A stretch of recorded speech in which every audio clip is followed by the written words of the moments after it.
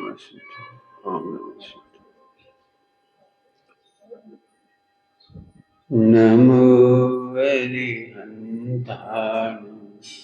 नमो सिद्धाणं नमो हरियाणं नमो वज्रायाणं नमो लोहे सबसाहु।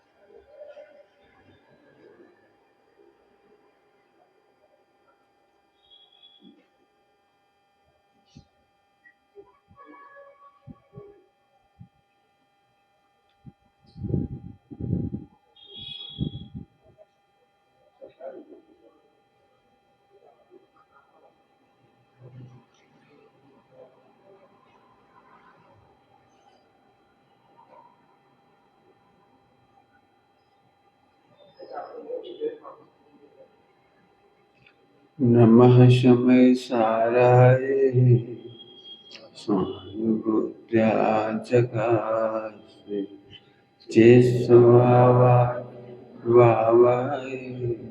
सर्वभावान्तरच्छ।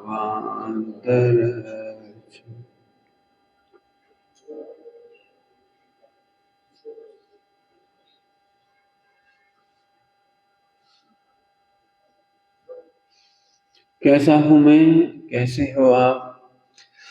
गायक हो, परम प्रभु हो, परमात्मा हो, अभी कह रहे चिदात्मा हो। चिदात्मा कह करके जड़ता का निषेध किया है। चैतन्य आत्मा हो, अचैतन्य नहीं हो। सुनने में तो आपको लग रहा हो क्या फर्क पड़ता है, आत्मा को, परमात्मा को, परिपूर्ण आत्मा क्या, परम प्रभु को, चिदात्मा को। बात एक ही नहीं है। तेरे भ्रम का इलाज चिदात्मा कह करके तेरे भ्रम का इलाज है, आत्मा का इलाज नहीं है, भ्रम का इलाज है। तो ऐसी क्या बात छिपी है चिदात्मा में? अब चिदात्मा कह दिया, उसने क्या परमात्मा कह दिया था, चिदात्मा कह दिया आपने, तो फर्क क्या पड़ा?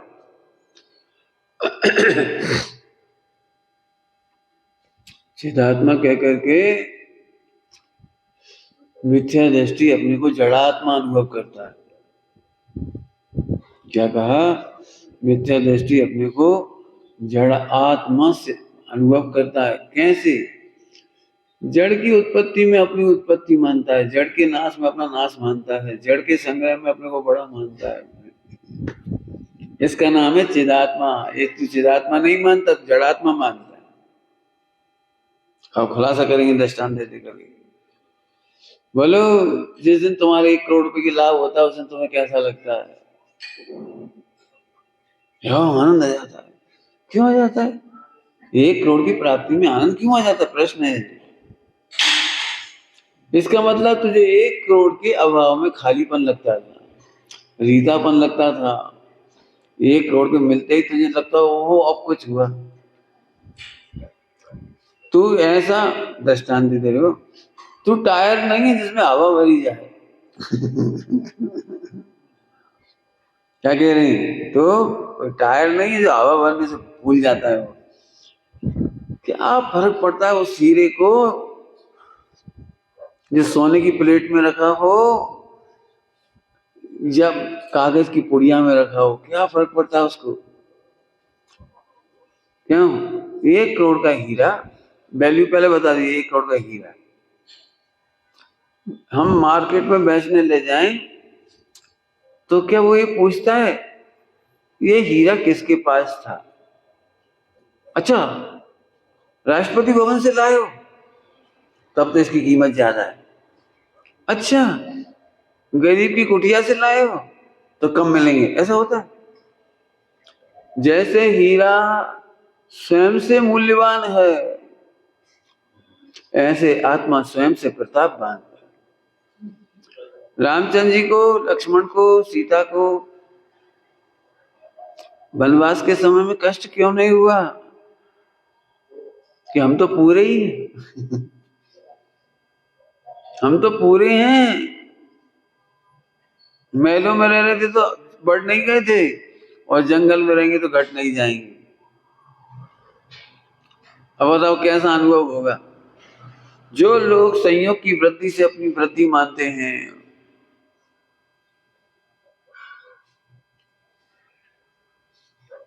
दृष्टांत याद आ रहा है?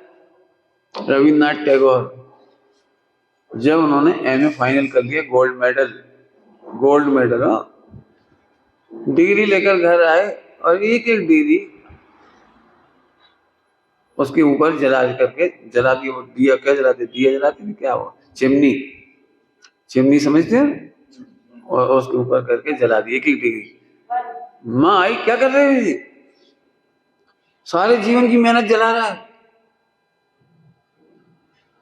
सारी जीवन की मेहनत नहीं जला रहा हूं, मेहनत तो मेरे पास है, टैलेंट तो मेरे पास है, ये तो कागज है। तो फिर तूने पढ़ाई क्यों करी इतने साल, जब जाना नहीं था? तो मैंने योग्यता के लिए पढ़ाई की थी, इस कागज की डिग्री के लिए नहीं।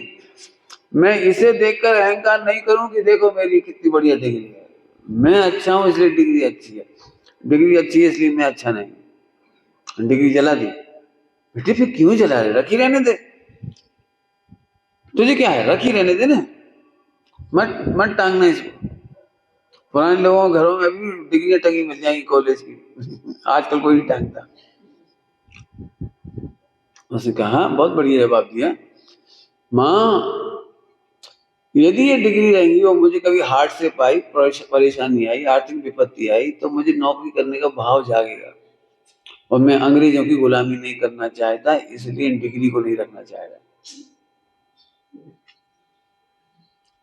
डिग्री रहेगी, कभी तकलीफ होगी तो मैं मजदूरी कर लूंगा, लेकिन अंग्रेजों की गुलामी नहीं करना, इसलिए जला रहा हूं।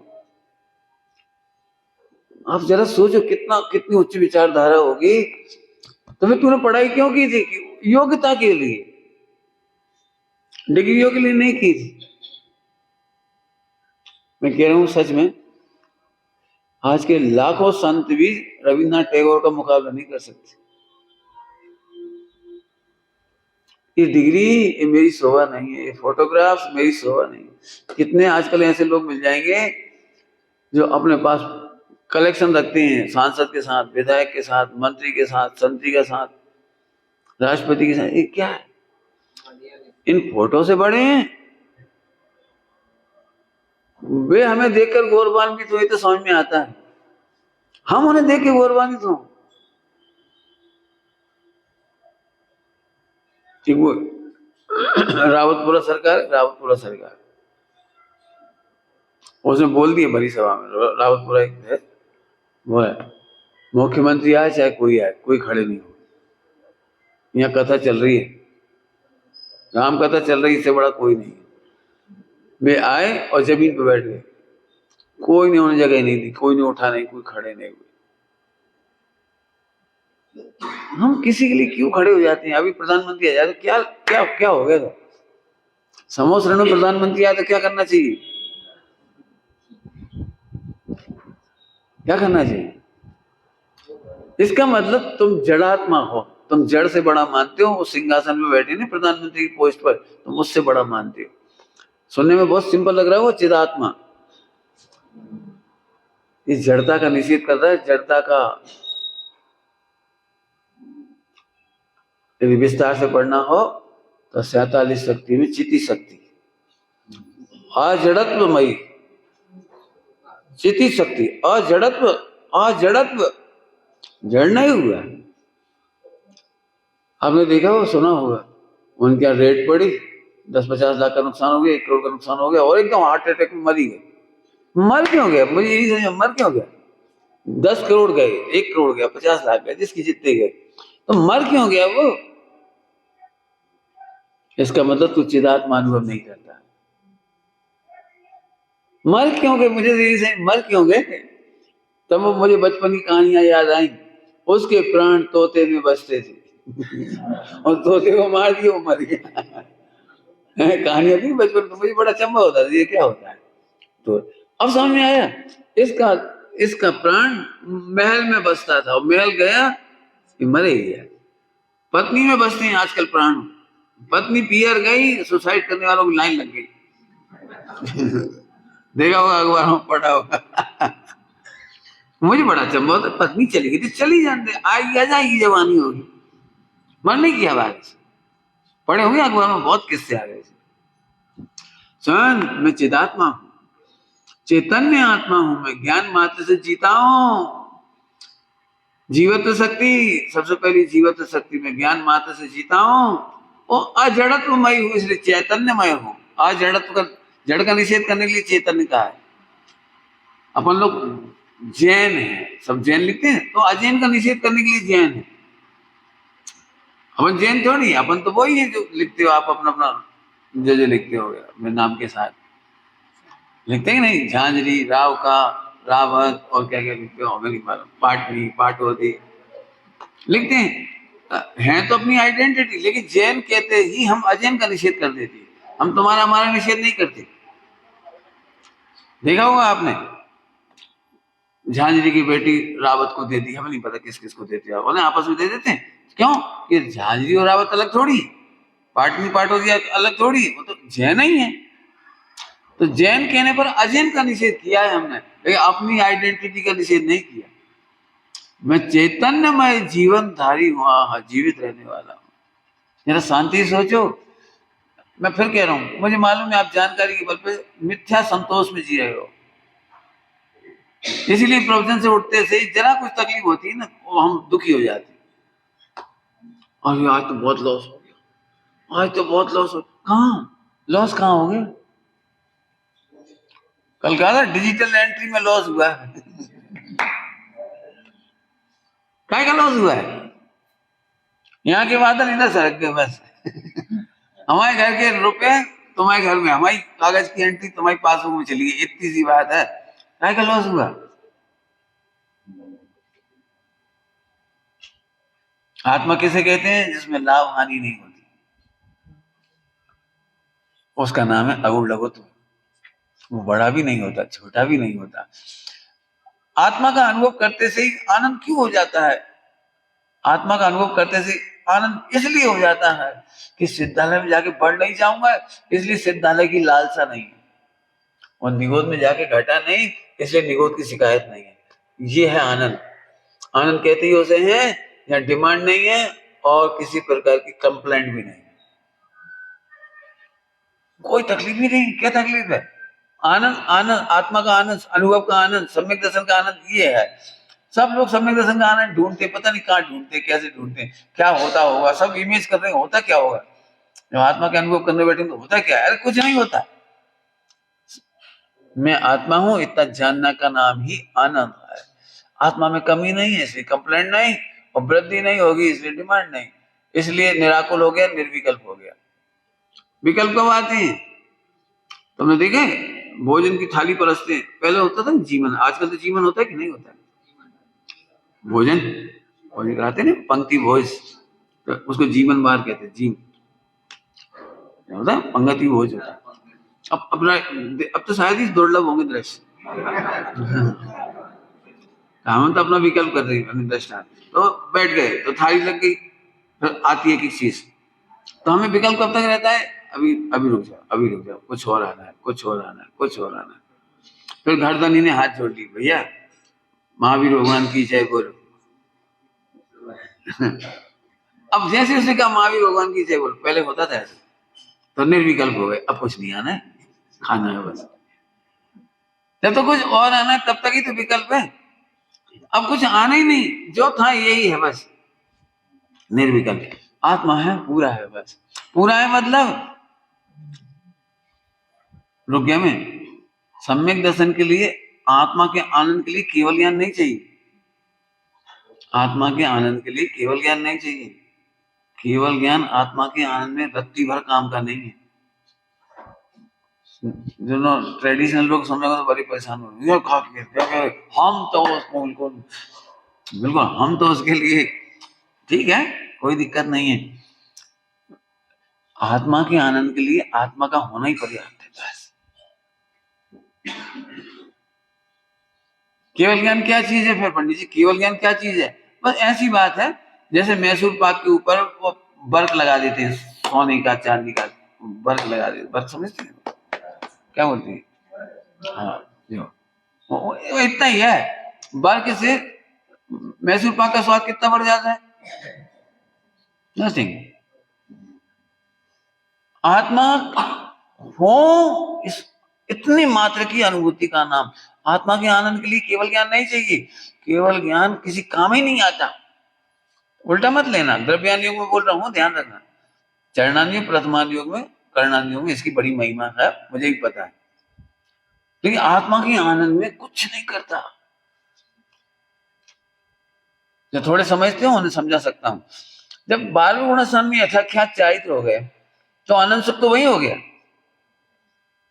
अब तो ज्ञान अनंत हुआ अगले में 13वें में। 12वें में आनंद सुख यथाख्यात चारित्र तो हो ही गया। मैंने जो ग्रंथों में 17 की बात आई है, मति ज्ञान शुद्ध ज्ञान, सबसे महान ज्ञान है मति ज्ञान शुद्ध ज्ञान। क्या कहा मैंने? सबसे महान ज्ञान है मति शुद्ध ज्ञान, जिसकी हमें कीमत नहीं आती, जो हमारे पास अवेलेबल है, आपके पास अवेलेबल है। मति शुद्ध ज्ञान ही सम्यक दर्शन से लेकर के आगे तक का पूरा काम करता है, 12वें गुण स्थान तक का। अवधि ज्ञान किसी काम का नहीं, मना परिज्ञान किसी काम का नहीं, किसी काम नहीं आता, किसी काम। अवधि ज्ञान से पुरुषार्थ बिल्कुल नहीं होता, मना परिज्ञान से पुरुषार्थ बिल्कुल नहीं होता, क्योंकि इनका विषय पुद्गल है, कोई कीमत नहीं इसकी। हमारा आपका जो मति ज्ञान शुद्ध ज्ञान है वही ये काम का, ये पुरुषार्थ करके पूरा काम करता है। ये मति ज्ञान शुद्ध ज्ञान निगोद में तक हमारा साथ देता था। केवल ज्ञान तो सुख का साथ ही है। जब हम 100% सुखी आगे हो गए तो आ गया। जैसे अपन सारा काम कर लो तब राष्ट्रपति आगे खड़े हो जाएंगे, सब उससे फोटो खिंचवाएंगे। अरे काम किसने किया था भैया? वो जो कार्य करता था, जिन्होंने काम किया वो तो रह गया। तो सारा काम कंप्लीट, राष्ट्रपति आए, आपकी कृपा से सब ठीक हो रहा है। और उसकी कृपा से क्या हुआ? काम तो पहले ही हो गया सारा। मैं इसलिए नहीं कह रहा हूं मुझे केवल ज्ञान से कोई चिढ़ है, लेकिन मैं कह रहा हूं तुम्हें ये लगता होगा केवल ज्ञान के मैं अधूरा हूं, इसका निषेध कर रहा हूं। केवल ज्ञान के मैं खाली हूं, केवल ज्ञान से मेरी कोई वृद्धि होने वाली है, वह उसका निषेध करने के लिए बात कह रही। तुम अभी ही पूरे हो। मैं जानता हूं जब भी मैं कहता हूं तुम परिपूर्ण हो, पूरे हो, किंचित नहीं अधूरा, तुम्हें ये शब्द ऐसे लगते हैं, ऐसे वाले, ऐसे समझते हो? कुछ समझते हैं ऐसा क्या होता है? समझते हो नहीं कुछ? मैंने एकदम ऐसे लगता है हाँ हाँ पंडित जी, वो तो समय शाह जी की शैली है, और सोनगढ़ वाले ऐसे कहते हैं मैं परिपूर्ण परमात्मा हूँ। आप भी बोल दो भाई हूं तो मैं वही, अब भी घर जाके खाऊंगा, कमाऊंगा, वो जो जो जो उसकी प्रोसेस है सारी करता रहूंगा। अरे नहीं प्रभु, तो पूरा है। आत्मा का आनंद करने के लिए आत्मा है वह इतना ही पर्याप्त है बस। मुझे केवल ज्ञान का आनंद नहीं लेना है, लेना ही नहीं है। मोक्ष चले जाने पर भी केवल ज्ञान का आनंद नहीं होता है, आत्मा का आनंद होता है। केवल ज्ञान उसको बताता है बस। चरणान योग में और प्रवचन शैली में विश्व में जैन दर्शन की, जैन धर्म की स्थापना करने के लिए केवल ज्ञान की जरूरत है, लेकिन आत्मा के प्रकाशन के लिए, आत्मा के अनुभव के लिए केवल ज्ञान की जरूरत नहीं। तेरे घर में जो दीपक है ना टिमटिमाता हुआ, बस उतना ही बहुत है। ये मत सोच और उनके यहाँ तो लगा हुआ झाड़ फानूस, लगा रहने हम क्या झाड़ फानूस। झाड़ फानूस का भी काम आता है, पढ़ सकते हो उसके नीचे बैठ के, देखते रहो, बहुत बढ़िया। अरे तेरे घर में तेरे मति ज्ञान शुद्ध ज्ञान में जितना ज्ञान है उतना ही बहुत है बस। अभी तुम सबको ऐसा लग रहा है हमने तो बहुत दिनों से प्रवचन नहीं सुने, मत सुन, पहली बार सुनना है ना, सुन। अभी भी हमको ऐसा लगता है नहीं नहीं, एक लेंथी प्रोसेस है, 10-25 साल खूब सुनो, सत्संग करो, व्रतोपवास करो, थोड़े गुरुओं की सेवा करो, थोड़ा आहार दान दो, बहुत थोड़ा ऐसा कुछ करो, और फिर अपन पढ़ो, और फिर बहुत ताकत होनी चाहिए। बिल्कुल नहीं, बिल्कुल नहीं, भ्रम जाल। मैं इसके लिए बहुत सरल दृष्टांत देता हूं। सुहागन होने के लिए मात्र विवाह चाहिए। अब गरीब से गरीब कन्या और चक्रवर्ती से उसका विवाह हो गया, बताओ सुहागन अनुभव करने के लिए क्या करना चाहिए? कोई शर्त है कि लड़की को एमए गोल्ड मेडलिस्ट होना चाहिए? अब एक राजा महाराजाओं की जो शादी होती है वो पढ़ी लिखी नहीं होती है, वो ध्यान रखना। चक्रवर्ती की जो नानियां होती है वो पढ़ी लिखी नहीं होती, उल्टा मत लेना। चक्रवर्ती अपने क्या लगता, चक्रवर्ती, ओ चक्रवर्ती। अरे भाई साहब, पढ़ाई की व्यवस्था पुरुषों को ही नहीं थी उस जमाने, स्त्रियों को तो कौन पढ़ाए। मिलेज खंड में 32,000 आई होंगी, पढ़ के आई होंगी, वो क्या व्यवस्था होगी मिलेज खंड में पढ़ाई की? भरत चक्रवर्ती ने अपनी एक भी लड़की या लड़का कौन उधर नहीं दिया, विलेज खंड लेके आगे बस। अब क्यों ले आए वो तुम जानो, हमें नहीं मालूम। हमें तो ये कहना है तो नहीं है पढ़ी लिखी, तो क्या वो अपने को चक्रवर्ती की रानी अनुभव करने में दिक्कत है कुछ? अब एक मंच पे बोला, एक कन्या बहुत पढ़ी लिखी और एक अंगूठा छाप, एक हिंदी से गोल्ड मेडल है, दोनों को बुला और उनसे पूछे क्यों ये तुम्हारे कौन है? तो हो सकता है एमए गोल्ड मेडलिस्ट हिंदी व्याकरण वाली एक सुंदर काव्य गा देगी, तुम ही मेरे मंदिर तुम ही देवता, बहुत गाना सुना देगी एक लंबा चौड़ा पूरा अपने पति के बारे में, और लोग कहेंगे गजब गजब की पत्नी है, गजब की। और दूसरी बेचारी गांव की है, अंगूठा छाप, घूंघट वाली है, उससे पूछे जी कौन है, तो उसकी आंखों ने बता दिया कि ये उसके पति है। उसकी शर्म ने, उसकी लज्जा ने, उसके ओंठ नहीं खोलने ने वो अपने पति का नाम नहीं ले पाई वो, और बस घूंघट में मुस्कुरा कर ही बस सब समझ गए इसकी पत्नी है। बेवकूफ है गांव छाप, इसे अपने को पत्नी नहीं अनुभव कर पा रही होगी क्या? बस ये दृष्टांत दे दिया। आत्मा के बारे में इतना ही पर्याप्त है कि तुम इतना जानते हो कि तुम आत्मा हो, आगे का काम हो जाएगा सब, चिंता नहीं करो। प्रॉब्लम ये है कि हमें एक तो प्रोसेस की लेंथी इमेज मिथ्यात्व जिसको मैं कह रहा हूं, और दूसरा है आप अपनी फीलिंग को किसी से ट्रेस क्यों करती हो?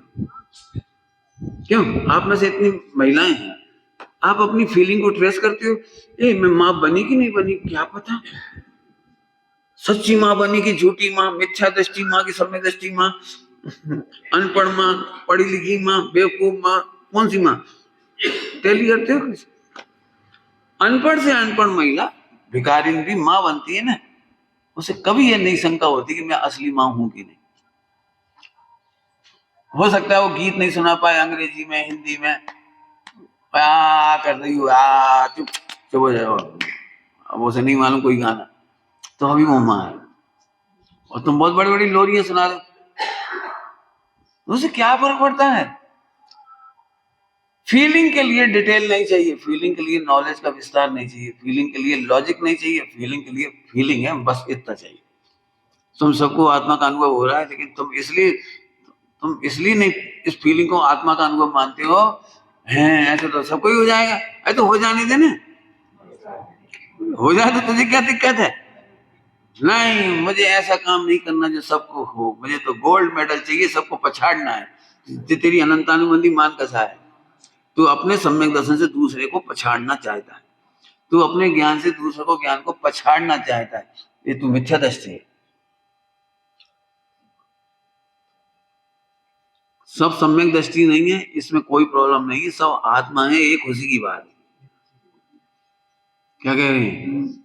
सब मिथ्या दृष्टि है, ये कोई प्रॉब्लम की बात नहीं है, सबसे बड़ी खुशी की बात है कि आत्मा है। समझ में नहीं आ रहा होगा?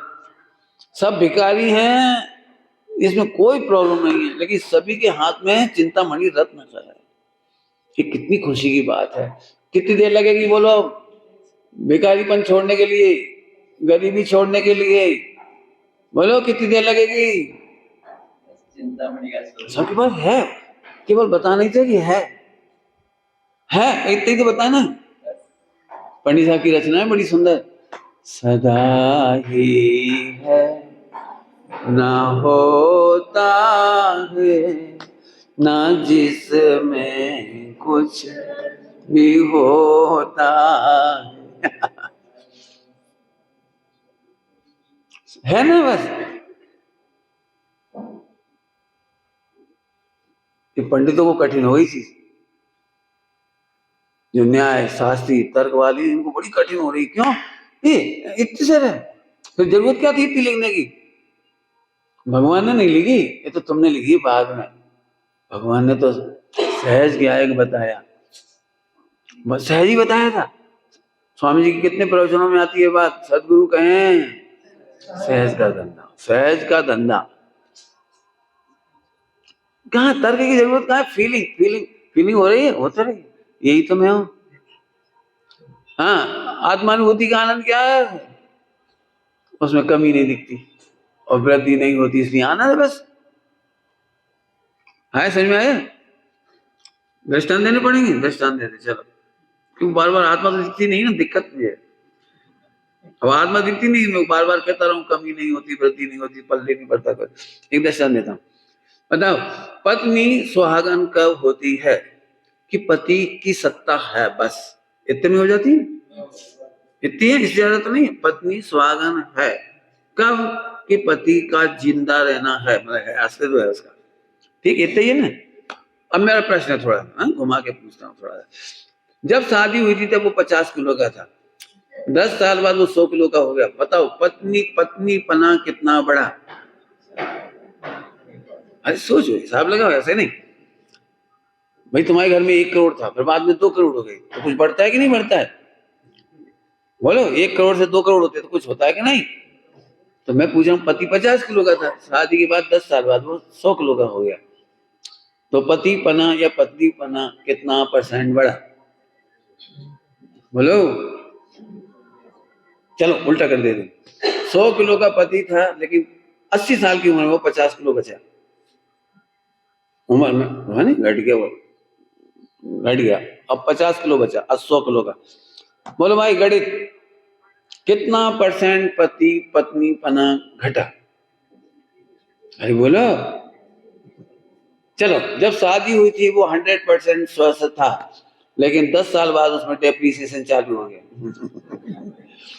वो बीमार होने चालू हो गया। अब वो बीमार हो गया, पति कितना बचा? हैं? सोचो भाई, बीमार हो गया अब तो वो। बोलो, डॉक्टर से पूछेंगे तो कहेंगे भैया इसमें अब किडनी लीवर 80% काम नहीं कर रहे, 20% काम कर रहे। तो पति कितना बचा? जब वो शादी की थी तो अरबपति था, अब करोड़पति बचा। पति कितना % बचा? अब समझ में आती है ये पूरा। ऐसे ही आत्मा होना ही पर्याप्त है, आत्मा होना ही पूर्णता है, इसमें घटता नहीं है, बढ़ता नहीं है। तुम इसलिए रोना रोते हो मिथ्यात का, क्यों रो रहे हो? जब आत्मा परिपूर्ण है तो मिथ्यात का रोना क्यों रो रहे हो? और जैसे ही मिथ्यात का रोना बंद किया, सम्यक्त हो गया, क्योंकि आत्मा पूरा ही था। मिथ्यात दशा में भी, निगोद में भी, 4 गति में भी आत्मा घटा ही नहीं था, पूरा ही था। मिथ्यात का मतलब समझते हो? है उसे नहीं मानना, इसका नाम मिथ्यात। कितना सिंपल है, बताओ मिथ्यात कितना है उसे नहीं मानता, बस उल्टा मानता है, मतलब है और नहीं मानता है नहीं, है और नहीं मानता, बस इतनी सी बात है। मिथ्यात इतना सही तो है, आत्मा की सत्ता है और नहीं मानता, मान लिया तो सम्यक दृष्टि हो। कहाँ है सम्यक दर्शन तूफान? मुझे ये समझा। आत्मा की सत्ता है, अब परिपूर्ण है, तो फिर डिमांड नहीं रही। क्या क्या फर्क पड़ रहा है बताओ? बहुत अच्छे गणित है, ध्यान रखना, चिदात्मा का अर्थ कर रहा हूं। बताओ भाई, तुम्हारे घर में सच्ची घटना सुना रहा हूं, एक व्यक्ति मुझे मिले इंदौर के पंच कल्याण के बहुत पहले, 1-2 साल पहले मिले मुझे, तो बोले मैंने आपके प्रवचन सुने हैं और आपने कहा कभी कोई को डिप्रेशन हो तो मेरे से मिले। तो वो मिले मेरे से तो मैंने बोलो क्या डिप्रेशन है? बोले मेरा एक साधन भी मोक्षु भाई है, 25 साल से साथ रहते हैं, बहुत विश्वास किया उसका, मैंने उसे 1 करोड़ रुपया बिजनेस में दिया, एक पार्टनरशिप की कुछ किया जो, और वो मेरा 1 करोड़ रुपया नहीं दे रहे। मुझे इसकी बड़ी टेंशन है, ना मंदिर में मन लगता है, ना पूजा पाठ, ना व्रत उपवास, कहीं मन नहीं लगता, और मेरे को 24 घंटे उस पर ऐसा लग रहा है, समझ गए, जितनी गालियां दे सकता है मोक्षु को, बिल्कुल गुस्सा भयंकर, बीमार भी हो रहा है इस चक्कर में। मेरा बाद में हार्ट की बीमारी लग गई तो उसमें 10-50 लाख लग गए उसके। मैंने देख 1 करोड़ से 50 लाख तो और बढ़ गया, 1.5 करोड़ हो गया जी तो। टेंशन क्या नहीं कर रहे, 50 लाख ये तो बचते कम से कम, और 50 लाख की बात नहीं है, बात जिसके 50 लाख लगते हैं वो खा ही नहीं पाता, पी नहीं पाता, टेस्ट नहीं ले पाता, पैसा नहीं है, सो नहीं पाता, तो जो डेली रूटीन का सुख था वो भी खत्म हो गया। और जो जो उससे रिलेटेड होते हैं ना, अपनी पत्नी का कोई हो, उसके निमित्त से जुड़ा हो, तेरा भाई, तेरा तेरा, उसे भी चैन से ना रहने दे, दुख ही दुख। तो बोले डिप्रेशन में बात, आप बोलो क्या करना है। बहुत बढ़िया, कितना पैसा तुम्हारे पास? 100 करोड़। कितना चला गया? 1 करोड़। 99 करोड़ बचे। बोलो ठीक, 99 करोड़ बचे। मैं मरते समय 99 करोड़ ले जाओगे कि छोड़ जाऊंगा? तो तू सोच ले, 100 करोड़ छोड़ गए, एक लाइन में बात खत्म ही होगी। नहीं समझ में आई कुछ? तुझे माथा फोड़ने की आदत है ढोर। मैं 99 करोड़ छोड़ के मारा, 100 करोड़ छोड़ के मारा, क्या फर्क पड़ा? खा के मार बढ़िया। चैन से खा, सुबह शाम जो तू खा सकता हो, पी सकता हो, घूम सकता हो, जो तू कर सकता हो। हाँ, तो हंसने लगा। मतलब बात तो ठीक है, लेकिन फिर भी मुझे मिलना तो चाहिए ना मेरा पैसा। मैं तुम्हें स्वाध्याय हो, मोक्ष हो तो जब ये स्वाध्याय करो। कर्म बांधा होगा तुमने, कभी लिया होगा पूर्व जन्म में, इस जन्म में, तब गया है वो, ऐसे नहीं चला गया। हाँ वो भी ठीक है। अब तीसरा लॉजिक, हमने तीसरा लॉजिक सुन, लॉजिक वाली ना, सुखी थोड़ी होना है, लॉजिक चाहिए बस। एक बार था, वो मुमुक्षु है कि हाँ, तो वो दान मान देता है कि हाँ, लाखों लाखों रुपए देता है, करोड़ करोड़ रुपए दान देता है, तो तू ताली बजाया कर। जब वो करोड़ रुपया दे, लाख रुपया दे, तो तू सोचा कर ये पैसा मेरा है, हंसते बालचंद हो गया ना? नहीं होता? क्यों नहीं हो सकता? वो दान दे रहा है तो तू सोच ना, अपना ही पैसा दान दे रहा है, तू झट उसके पास जा, कांग्रेचुलेशन, तूने मेरा पैसा दान दिया, बोल दे तेरा हिसाब पूरा। फिर भी नहीं समझ में आई। अब रोना है, देख आपको पता है मिथ्या दृष्टि मतलब हालात से समझौता नहीं करना है, रोना है मुझे। तो क्या कहा? मिथ्या दृष्टि मतलब मुझे समझना नहीं है, रोना ही है बस। रो गए। अब तेरे को तो 3 लोग के सर्वज्ञ भी आ जाए ना, भगवान है, वे नहीं समझा सकते। तो मैंने एक काम कर, चौथा उपाय है, तुझे उसके दान से संतोष नहीं तो एक काम कर, मैं तुझे 1 करोड़ की रसीद दे देता कि तूने मेरे यहाँ संस्था में डोनेट किया 1 करोड़, और वो उस व्यक्ति का नाम बता दे, मैं उसके खाते में चढ़ा दूंगा कि मैंने उसे उधार दिया। अब लेना मेरी जिम्मेदारी रही। तेरा तो उतर गया ना, तेरा तो उतर गया, तूने 1 करोड़ दान दे दी, तू मजे कर। अब तेरे को पुण्य भी हो गया, सब कुछ हो गया, अब मैं लेता रहूंगा, खा जाएगा तो कोई बात नहीं, मैं अगले जन्म में ले लूंगा उससे। जनवाणी में लिखा है, एक समय के लिए भी अन्याय नहीं होता, लेकिन तू अनादिकाल से अपने को आत्मा नहीं जानकर अन्याय करता। देख लेना, जितने लोग रो रहे हैं पहले ही बोलते ना तुझे रोने की आदत है। देखा, कई बार देखा भी, मैंने घरों में देखा है। बिल्कुल, मेरे पिताजी बोले तुम शादी नहीं कर रहे इसलिए हम दुखी हैं।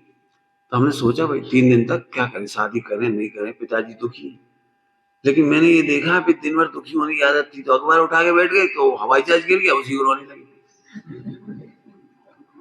भ्रष्ट सरकार में हर कुछ हुआ, वो रिश्वतखोरी वगैरह, तो उसे रोने लगे। थोड़ी देर बाद मेरे भैया को देख के रोने लगे, रोने में चिल्लाने लगे, चिल्लाने का काम रहता। हर जब मैं 3 दिन तक वो गौर से देखता रहा, जब मुझे नहीं देख रहे थे किसी और देख कर चिल्ला रहे थे, तब मैंने पिताजी को लिख के कहा, लिख के, बोलने की सुविधा नहीं थी। लिख के उन्होंने बढ़िया 3-4 पेज का लेटर लिख के दिया, मैं ब्रह्मचर्य में पक्का रहूंगा, विवाह नहीं करूंगा। यदि आप मेरे विवाह से सुखी होते तो जरूर कर लेता, लेकिन मुझे पता है आप मेरे विवाह से भी सुखी नहीं होंगे। कल मेरी पत्नी को लेकर के, कल मेरे बच्चों को लेकर के, किसी न किसी बात पर हमारी आपकी दुखी आप होते ही रहोगे।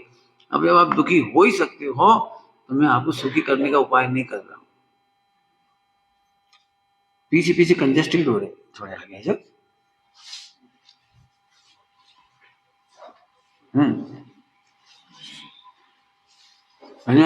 अब 1 सेकंड तो हो गई, पीछे क्या बिल्कुल परेशान हो रहे हैं। अभी भी तुम लोग होच पोच बैठने की आदत, तुम लोग एक के पीछे एक लाइन से बैठो लोग, जहां 3 जने बैठ सकते हो एक आदमी बैठता है। बिल्कुल सीखो भैया। हमारे पंडित साहब कहते हैं स्कूल में जाकर देखो बच्चे कितनी लाइन से बैठते, अच्छे बैठो, बिल्कुल एक के पीछे एक बैठने की आदत डालो हमेशा। क्या कह रहे, हाँ रोने की आदत है।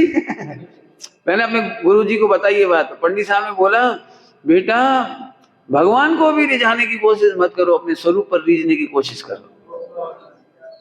किसी को नहीं रिझाना, जगत में किसी को नहीं रिझाना। रिझाने में रो रहे हैं सब, स्त्री पूरी दम लगा देती पति खुश हो जाए, लेकिन का मजाल यहाँ नहीं होता होगा बड़नगर में, यहाँ तो अच्छे लोग हैं।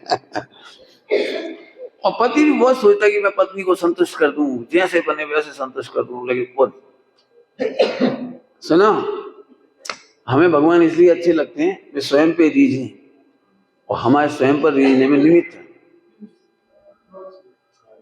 उन्होंने सारी जड़ता मिटाई है, सारी जड़ता मिटाई है। अब नाराज नहीं हो तो फिर मैं कहूं, जड़ता पूजा पाठ व्रत उपवास जड़ता है, तो देह को सुखाता है, एक क्रिया करके खुश होता है। क्रिया का निषेध नहीं कर रहा हूं, क्रिया करके खुश होना जड़ता है। पैसा कमा के खुश होना जड़ता है, ऐसे सुभाचरण करके भी तू खुश होता है, ये जड़ता है। क्रिया का निषेध नहीं किया, ध्यान रखना। श्रीमद जी ने लिखा है कोई क्रिया जड़ था ही रहा, क्रिया नहीं मिटाई हमने, क्रिया की जड़ता मिटाने की बात कर रही। आपको किस दिन मजा आता है, जब आप कुछ कर लेते हो, और जिस दिन नहीं करते हो तब, जैसे मैंने ग्रंथ उठा के 1 घंटा पढ़ लिया तो आपको लगता है, और मैं 1 घंटा ऐसे ही बैठा रहा, तो यदि मैंने 1 गिलास 1 लोटा 1 घड़ा पानी डाल दिया भगवान को, ओ पंडित जी बहुत बड़े धर्मात्मा हो, पक्के सुबह 6 बजे आके अभिषेक, ठीक है कोई बात नहीं, बुराई कुछ नहीं, लेकिन तुमने इससे बड़ा माना, ये जड़ता है। 80 नंबर की गाथा में ये जड़ता मिटाने के लिए कहा है कि भगवान को समोसरण से देखना मिथ्या है, 100 इंद्र आए इसलिए देखना, ये जड़ता है। देवी ध्वनि खेल रही है, ये जड़ता है। भगवान इसलिए अच्छे हैं क्योंकि भगवान द्रव्य गुण पर्याय वाले है, गाता है 80 नंबर, द्रव्यत्व गुणत्व और पर्यायत्व। वह जानता है आत्मा को, वह आत्मा को जानता है, वो अनंत को जानता है। ब्रह्मचारियों में की दिक्कत बता रहा हूं, ब्रह्मचारी सुनना बेटे, सब लोग ध्यान दे, तुम लोग भी सुनते हैं। ब्रह्मचारियों क्या दिक्कत है, वो मुझे इस प्रभाव से बड़ा मानते। देखो सुमत प्रकाश जी रोज प्रवचन करते हैं, लाखों फॉलोवर हैं, इतना इतना उनका ऐसा है, उनका रिकॉर्डिंग हो रही है, और उनके कपड़े ऐसे, उनका ऐसा है, उनका खान पान ऐसा है, और उन्होंने नौकरी छोड़ दी। ये जो आप महिमा मंडल कर रहे हो ना, ये भामंडल नहीं है मेरा, ये आभा मंडल नहीं है मेरा, ये तो जड़ता है। कितनी माताएं ऐसी हैं जो मेरे पास ब्रह्मचर्य के लिए आते हैं, उनसे कहते देखो सुमत प्रकाश जी शिक्षा लो, पहले उन्होंने नौकरी करी फिर छोड़ी, तुम भी करो फिर छोड़ो। क्या छोड़ने के लिए भी करो, क्या इस बात की गारंटी है कि मैं 80 साल का रहूंगा तो वो भी 80 साल का होगा? बता, पहले उन्होंने पैसा कमाया, अपना फंड बनाया, तुम भी बनाओ। भैया लेकिन मैंने फंड बनाया, 1 पैसा काम नहीं आया वो फंड का। मैं तो बहुत छोटा था उस समय, मुझे पता नहीं था कि समाज में प्रवचनकार हो सकता हूँ, कि मैं ब्रह्मचारी हो जाऊंगा, कि मुझे कहीं आश्रम मिल जाएगा, कोई गुरु मिलेगा, मुझे आता ही पता नहीं था। उस समय संकल्प किया था गलती से कि मैं कमाकर अपना फंड बना लूंगा। कक्षा 6 की बात बता रहा हूँ ये, तब मैंने ये सोचा था, तो वो भावना फलीभूत हो गई, पढ़ लिख के तैयार हो गए, नौकरी लग गई, कमा लिए और निकल आए। लेकिन वो पैसा काम ही नहीं आया, एक पैसा काम नहीं आया, एक पैसा। वो अभी भी बैंकों में पढ़ पढ़ के डबल ट्रिपल हो गया, कितना हो गया वो। और वो मेरा नहीं बचा, मैंने माने नहीं उसे अपना कि वो मेरा बचा। क्यों क्यों नहीं माने?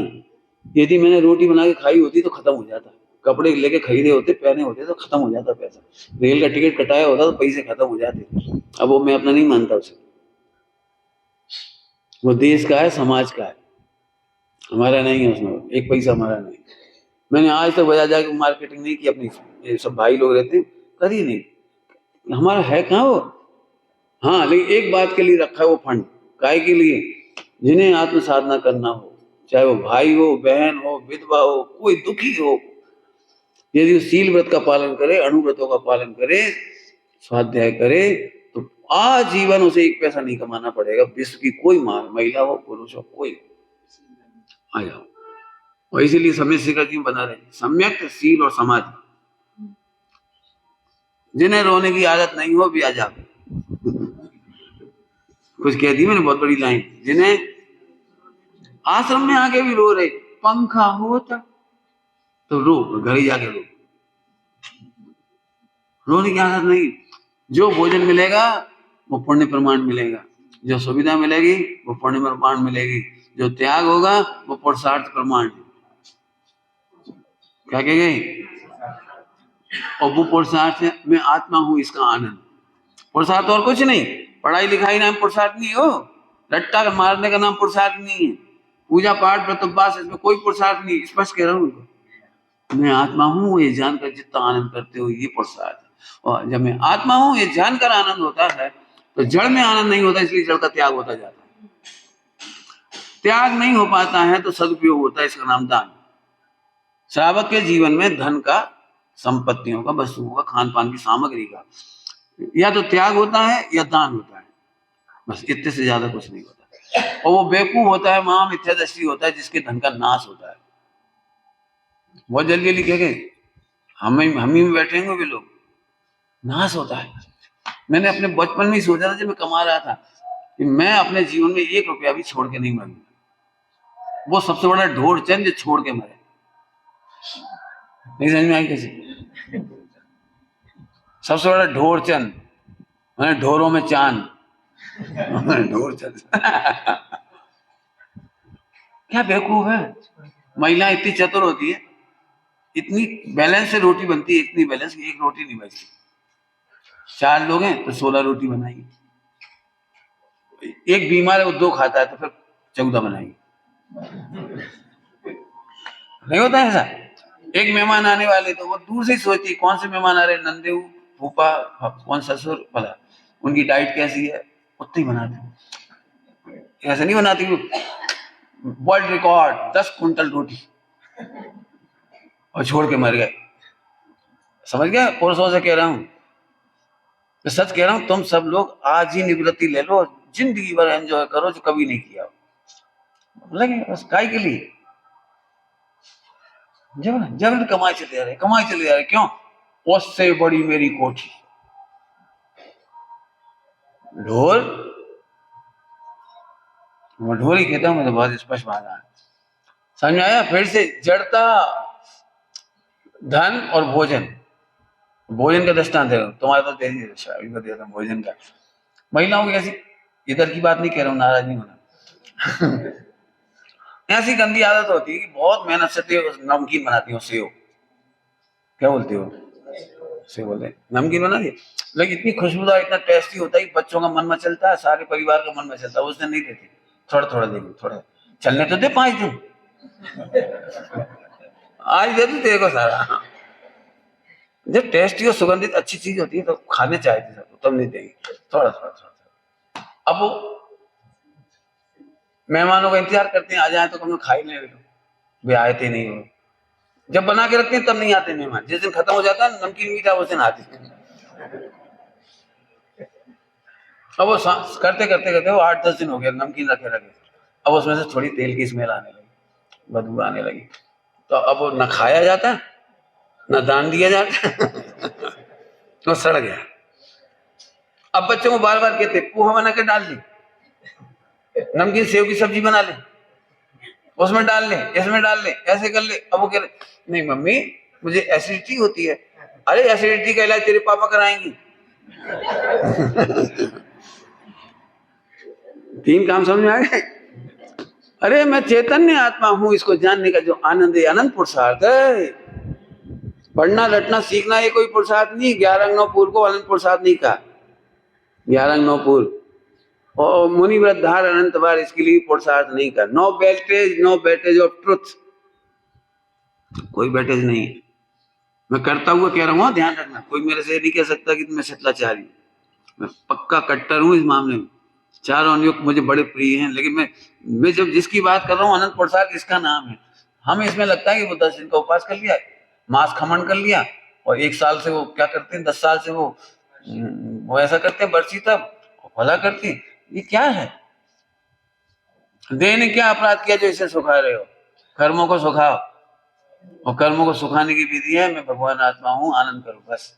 चिदात्मा, क्या शब्द है चिदात्मा। जड़ता का निषेध है। 3 काम होते हैं जब मुझे आत्मा का आनंद आता है। सामग्री होगी तो सदुपयोग या त्याग या नाश। हम नाश नहीं करेंगे, समझदार व्यक्ति नाश नहीं करेंगे। अपना धन वैभव का 2 काम करने से बचना चाहिए बिल्कुल, और आत्मा का आनंद होगा, सच्ची समझ होगी तो ही कर पाओगे। नाश मत करो और भोगियों को मत दो, सदुपयोग करो। कुछ बोला मैंने? भोगियों को मत दो। भोगियों के पाप तुम्हें लगेंगे। भोगी दारू पिएगा, रात को खाएगा, टीवी देखेगा, एसी कूलर पंखा चलाएगा और आईसीयू में मर जाएगा, उसका पाप आपको लगेगा। बिल्कुल मत दे। भोग करो या सदुपयोग करो। भोग मैं अभी नहीं समझाऊंगा, मैं पिछली बार समझा चुका हूं। भोग मुझे सिखाना पड़ता है, भोग भी नहीं करना आता।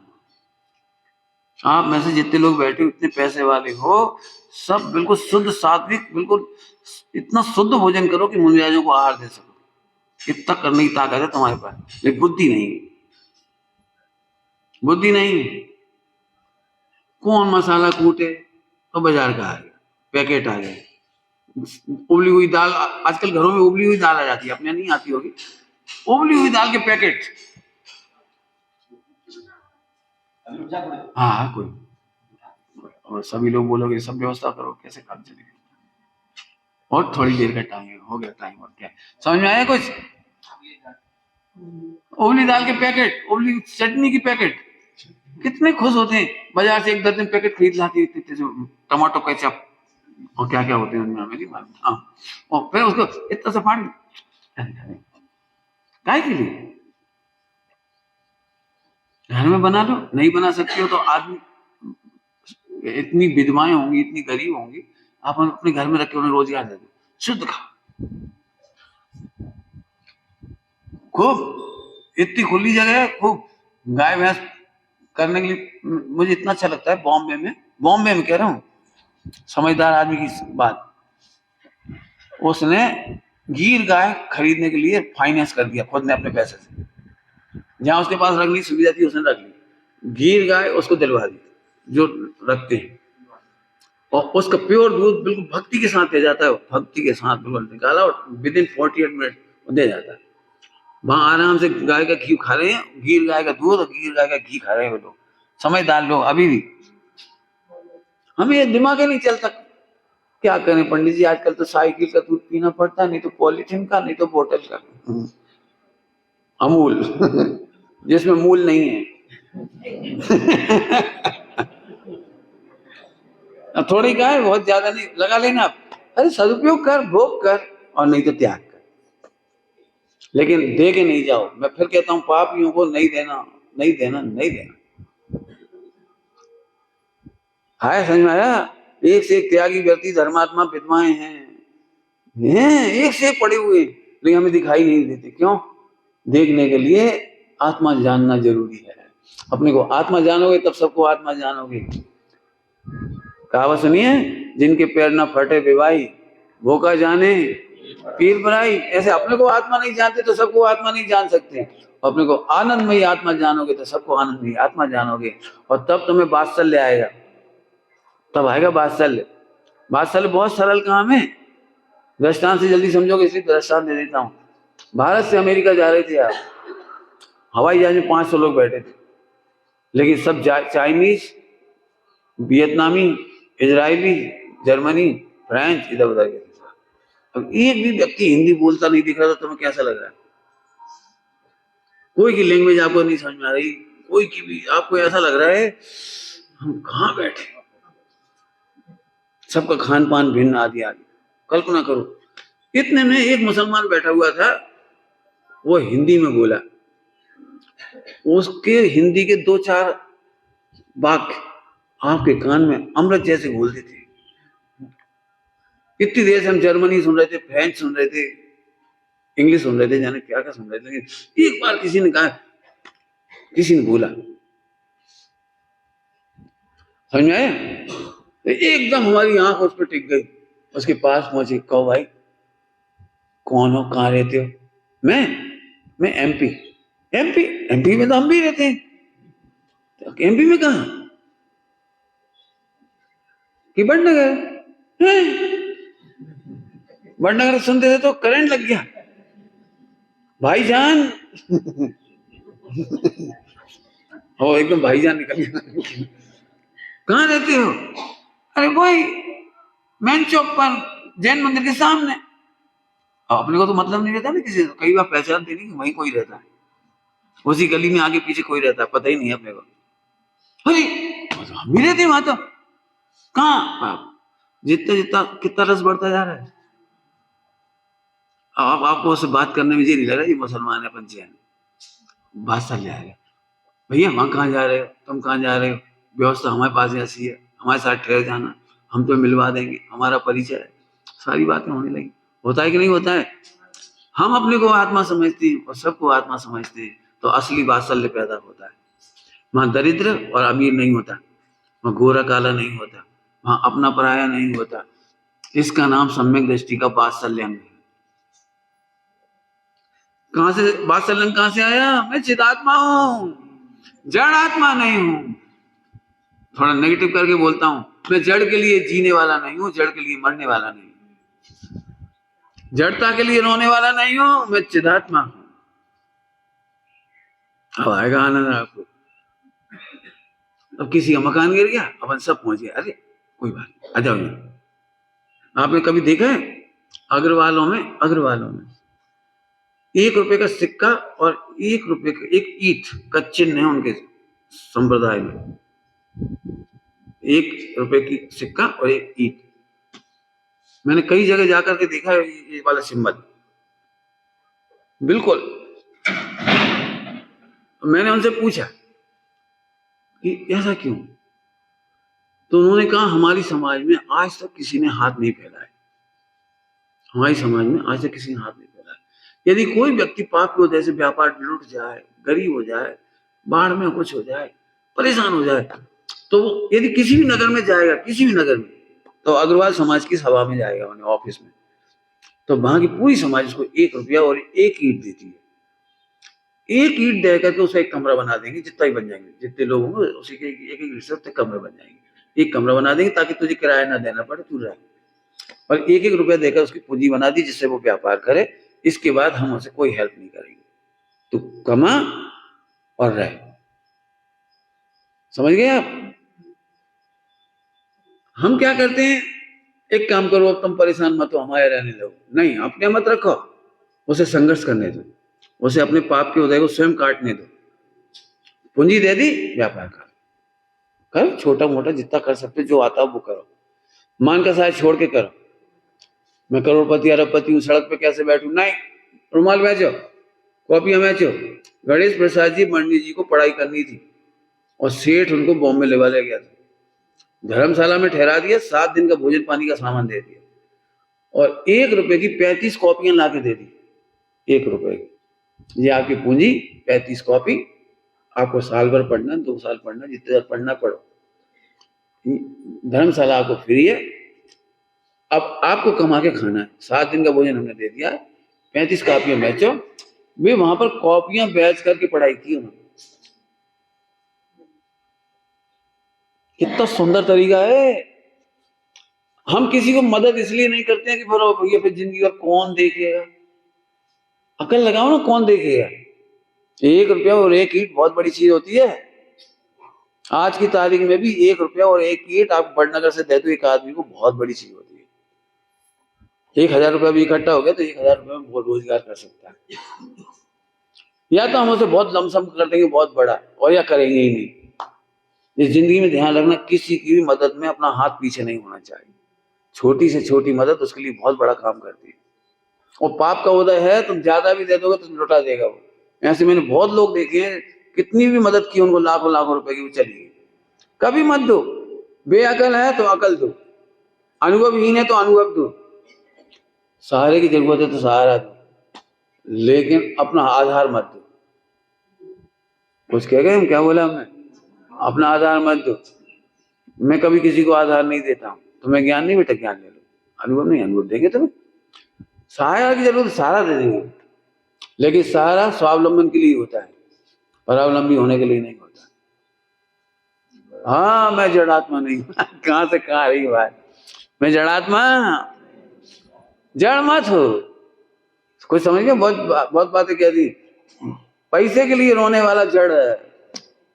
हमें गहने नहीं मिले, 10 तोला सोना है, 25 साल हो गए, तुमने एक अंगूठी तक नहीं दी।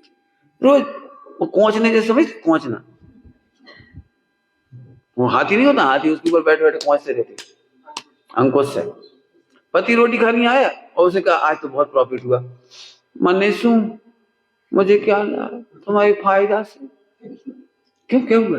तुझे क्या दुख है? खा पी तो रही बढ़िया से। जब जानते एक अंगूठी बनवाई हुई थी, तुम्हें तो शादी की एनिवर्सरी तक याद नहीं रहती। मुझे तो अभी ही नहीं समझ में आ रहा है मैं तुम्हारी पत्नी हूं कि नौकरानी। बहुत बढ़िया, रोज खोजने के लिए है कुछ।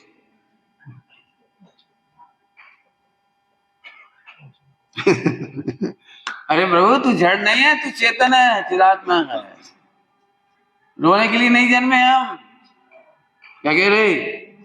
रोना माने कंप्लेंट, रोना माने कंप्लेंट, रोना माने वो रोज वो तो आ ही जाता है, सम्यक दृष्टि को भी आ जाते हैं, आंखों में आंसू। रामचंद्र जी को आ गए लक्ष्मण को लेकर के, वो कोई बड़ी बात नहीं है। वो कुछ सीता के विरह में राम को आंसू आ गए, वो नहीं है। लेकिन नो कंप्लेंट, कंप्लेंट नहीं करना है। कंप्लेंट हम बहुत अच्छी भाषा में कहें, मर मर के क्यों जीना। जब हम जीवन है, जीवित ही अनादि अनंत जीवित है, तो मर मर के क्यों जीना। मैं चिदात्मा हूं, सब चिदात्मा है। कोई गरीब हो जाए तो इस बात की करुणा मत करो, तू गरीब है, बेचारा गरीब है। नहीं, उसे ये याद दिलाओ कि तुम वो तत्व जो कभी गरीब नहीं होता और कभी अमीर नहीं होता। तुम्हारे और हमारे में क्या अंतर है? ये है विश्व मैत्री। सभी में अपनापन, सभी में अपनापन, क्योंकि हम सब चिदात्मा। क्या फर्क पड़ता है गरीबी अमीरी होती क्या है? गरीबी अमीरी यही नहीं समझ आता है। सब समझा दिए पहले दृष्टांत दे देकर। हाँ हाँ, अब हमें सब आत्मा दिखाई देती। कौन से आत्मा? चिदात्मा। खत्म, निपट गया पूरा का पूरा काम। अब मोक्ष में नहीं मिला तो हमारी जिम्मेदारी, टेंशन नहीं लेना। बिल्कुल मिलोगे, बिल्कुल बढ़िया आराम से मिलेंगे। पंडित जी आप तो बहुत आगे निकल, चुप, आगे निकल गए। आत्मा है जो आगे नहीं निकलता, ये लोग व्यवहार है। हमें बड़ा लाभ हुआ, चुप, झूठ बोलते हो। लाभ हुआ, आज के प्रवचन में लाभ हुआ कि नहीं हुआ? बस पूरा समझ में आ गया, लाभ नहीं हुआ। क्यों? क्योंकि आत्मा की सत्ता में लाभ आने की व्यवस्था ही नहीं है। जब नहीं लाभ हो गया, जैसे अपन कहते हैं हमें लाभ हुआ, तो दूसरा मुंह देख लो, और अपने को तो लाभ ही नहीं हुआ। इनको तो सब समझ में आ गया, अपने को समझ में नहीं आया। विचार करना भाई, समझ में आ गया? वो तो इतना रस है कि पीते जाओ, खत्म ही ना हो। चिदात्मा भी पूरा नहीं हुआ हो, ध्यान रखना। आपको समझ में आएगा जब भी पूरा होगा। मैं तो चाहे कितना क्या करूँ, बहुत अच्छा लगता है, मजा आता है इसमें से। हाँ भैया, रतलाम में आपके यहाँ पंचकल्याणक है, बोलोगे? निमंत्रण नहीं दोगे? आ जाओ जल्दी से, निमंत्रण दे दो। आ जा बेटे।